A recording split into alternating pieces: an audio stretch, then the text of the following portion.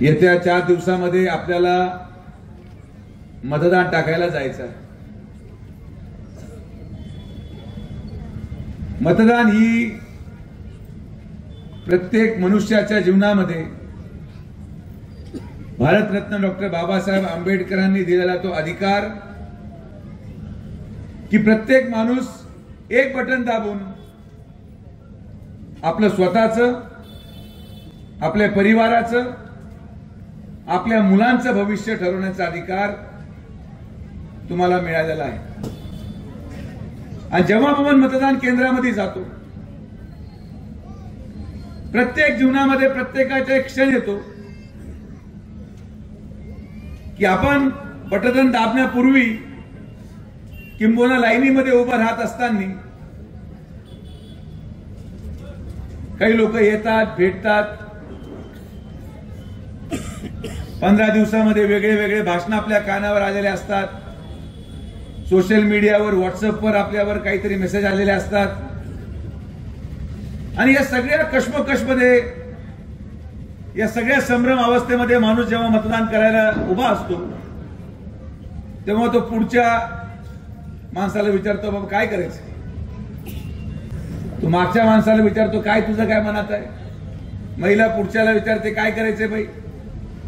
रिक्षामध्ये बसत असताना कोणी रिक्षा ड्रायव्हरला विचारते, काय करायचंय? आणि म्हणून एवढ्या सगळ्या 15 दिवसाच्या गोंधळामध्ये जेव्हा शेवटचं क्षण येतं आणि बटन दाबायचं असतं, तर तो निर्णय कसा घ्यायचा मी 1 मिनिटात सांगतो आणि माझं भाषण संपवतो।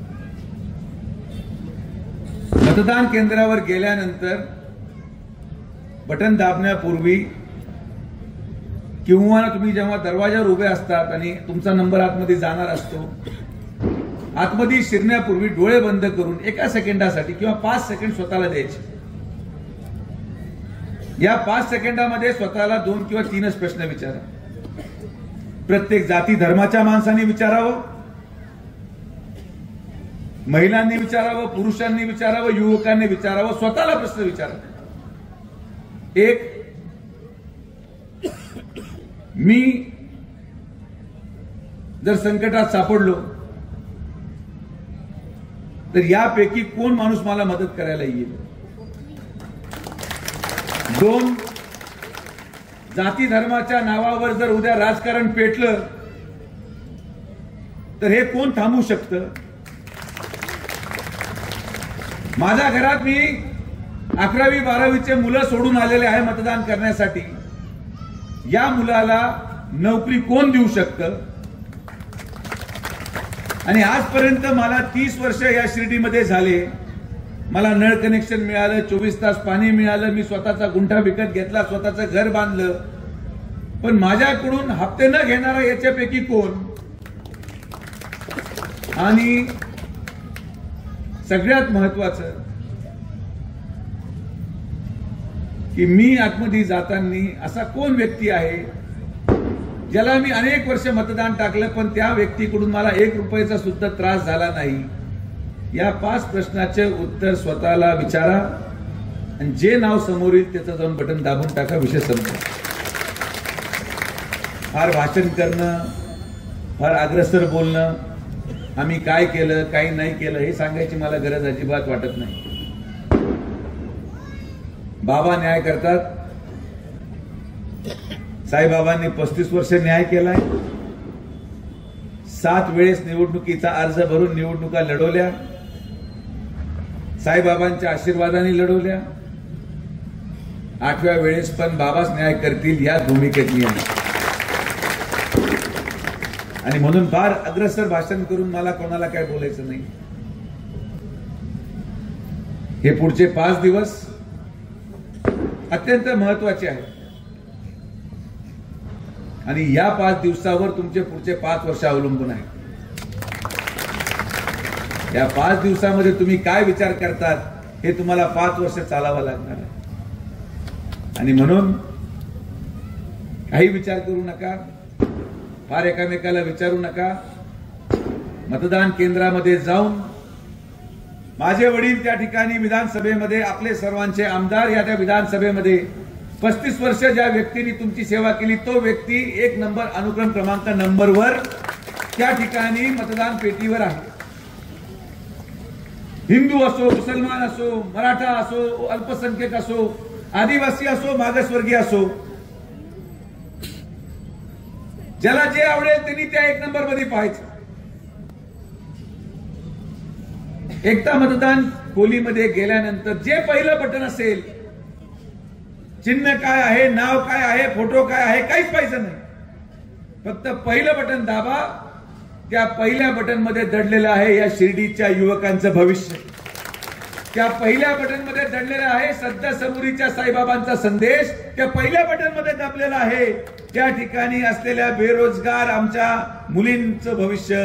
त्या 1 नंबर मध्ये दडलेलं आहे शिर्डीच्या लाडक्या बहिणींचं 1500 रुपयापासून ते 2100 रुपयाचा प्रवास त्या पहिल्या बटन मध्ये दडलेला आहे.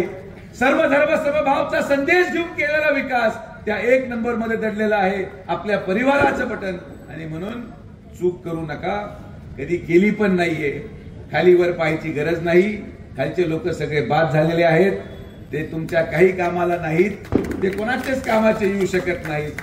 कारण की जे उधारीवर प्रचार करू राहिले ते तुम्हाला काय देऊ शकतात हा विचार तुम्ही केला पाहिजे. ज्यांच्या प्रचाराच्या गाड्या चालू आहेत, यांचं फ्लेक्स बोर्ड, यांच्या मफलरी, यांच्या पॅम्पलेट, यांच्या गाडीचं डिझेल संगमनेर तालुक्यामधून येतं, हे तुम्हाला काही देऊ शकत नाही. आले फक्त हसा, नमस्कार घाला आणि आतमध्ये जाऊन 1 नंबर दाबा. हेच आपलं कार्य आहे, हेच आपलं भविष्य आहे.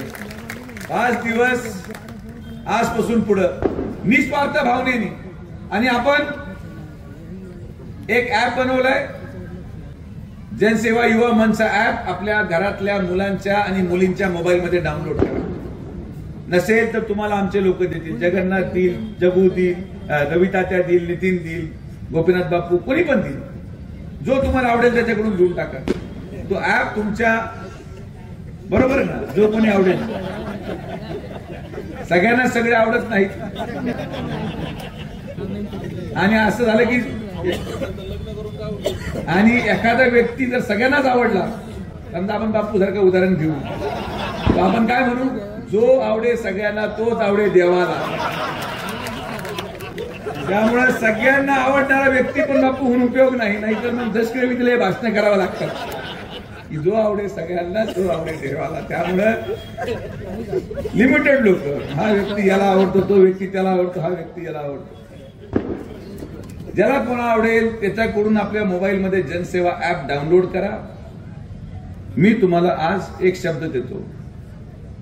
त्या ऍप मध्ये तुम्हाला काही तक्रार असेल, काही तक्रार, तुमची गटर तुंबली, तुमचा लाईट बंद पडला, तुमच्या घरी पाणी नाही आलं, तुमच्या मुलाला सांगा त्या सुजय विखेच्या ऍप मध्ये तक्रार टाक. माझा माणूस तुमच्याकडे 1 दिवसात पोहोचेल आणि 5व्या दिवशी तुमचं काम मार्गी लावून टाकेल. विषय संपला. फार जास्त अर्ज घेऊन आमची वाट पहा, याला बोलवा, त्याला बोलवा, याचे पाय पडा, त्याचे पाय पडा, काही गरज नाही. सरकार आपलंच येणार आहे. आमच्या लाडक्या बहिणी परत एकदा. आणि विरोधकांना पुढे गेला आमच्या राष्ट्रपतीचे तुमचे बरोबर, म्हणजे जुन्या काळातले तुमचे जेवढे मित्र आहेत त्यांना सांगा, आज अशी परिस्थिती होणार आहे शिर्डीमध्ये. जे लोक समोरच्या स्टेजवर बसलेत ना भाषण करत, मोटरसायकलवर जेव्हा ते त्यांच्या मंडळीला मतदानासाठी घेऊन जातील, त्यांना हे माहिती नाही, पण मला माहिती आहे की माझी लाडकी बहीण कमळच दाबणार. त्या बाबतीत कुठली शंका नाही. सरकार आपलं आहे, जनसामान्यांचं आहे, सर्व धर्म समभावाचं आहे. आणि म्हणून मला आपल्या सगळ्यांना हात जोडून विनंती करायची की आज आपण सगळेजण एक परिवार म्हणून राहिलोय. आजपर्यंत या परिवारामध्ये कोणी आलं नाही आणि कोणी येऊ पण शकत नाही. जोपर्यंत इथं सुजय विखे उभा आहे तोपर्यंत कुठल्याही गरीबाच्या केसाला धक्का मी लागू देणार नाही. एवढंच तुम्हाला जाहीर करायचं सांगतो. बाकी आपण सगळेजण आलात, सगळ्यांचे मनापासून आभार.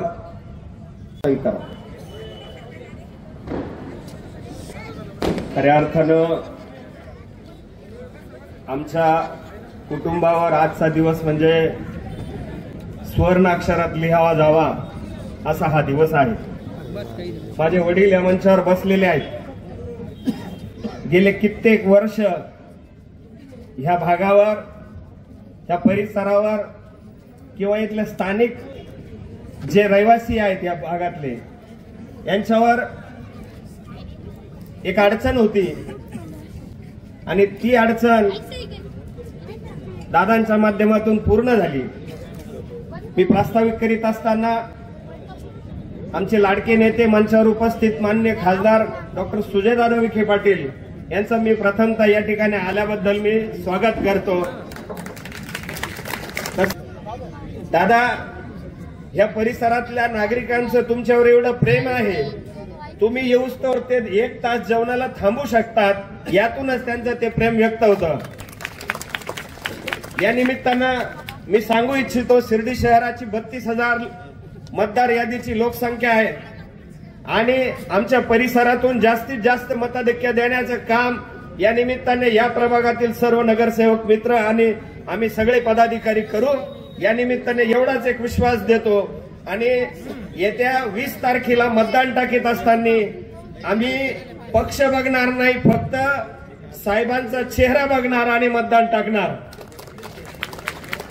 आणि मी तुम्हाला आलेल्यांना सगळ्यांना सांगतो, मी ज्यावेळेस निवडून आलो त्यावेळेस माझ्या प्रभागात अक्षरशः टँकर चालायचे, टँकरचं पाणी असायचं आणि त्या टँकरच्या पाण्याच्या एकेका हंड्याहून महिलांचे भांडणं होत असायचे। मी अपक्ष म्हणून विरोधात निवडून आलो तरी सुद्धा दादांनी मला रसद पुरवली आणि माझ्या आंबेडकर नगरवासी असेल, नालावासी असेल, यांचा टँकर मुक्त करण्याचं काम या निमित्ताने शिर्डी नगरपालिकेच्या माध्यमातून करून दिलं। आणि असा एकमेव परिसर आहे, 2001ला नगरपंचायत अस्तित्वात आली आणि 2016ला त्या लोकांना पहिल्यांदा ड्रेनेज लाईन आणि नळानं पाणी दिलं गेलं। हे सुजयदादांची आणि नामदार साहेबांची कृपा त्या परिसरावर आहे। आणि म्हणून तुम्ही बघा, आंबेडकर नगरला जाणारा रस्ता 10 फुटाचा होता, साहेबांच्या माध्यमातून तो 18 मीटर झाला। घरकुलाचा सगळ्यात मोठा विषय, ह्या गोरगरीब जनतेला अर्धा गुंठा जागा म्हणजे किमान 20 लाख रुपये किमतीची जागा या निमित्ताने दादांनी मोफत देण्याचं काम या निमित्ताने केलेलं आहे। त्यावर घरकुल बांधण्यासाठी शासनाचं अनुदान आहे 2,65,000, तेही ते लागू करणार आहे, तेही देणार आहेत। म्हणजे गोरगरीब घराण्यातला माणूस चांगल्या घरात राहावा, हे मोदींचे स्वप्न दादांच्या माध्यमातून आपल्याला या ठिकाणी पाहायला मिळतात। आणि इथल्या गोरगरीब जनतेला रोजगार मिळावा त्यासाठी दादांनी थीम पार्क साठी नव्याने उपक्रम सुरू केला आणि त्याचं तेजीचं काम या ठिकाणी सुरू आहे। दादा, आमच्या काही ठिकाणी अशी अवस्था होती वार्डामध्ये का छोटे छोटे रस्ते, छोटे छोटे ड्रेनेज, मी तर सांगेल सर्वात जास्त निधी नगरपंचायतीने या 5 ते 6 वर्षात खर्च केला असेल तो 11 नंबर वार्डावर नगरपालिकेने खर्च केला आणि तो आपल्या माध्यमातून मिळाला ही मी तुम्हाला विनंती करतो। एवढं बोलत असताना मी शेवटच्या टप्प्यात जातो, तुम्हाला जेवायचं आहे, दादांचं पण तुम्हाला ऐकायचं आहे।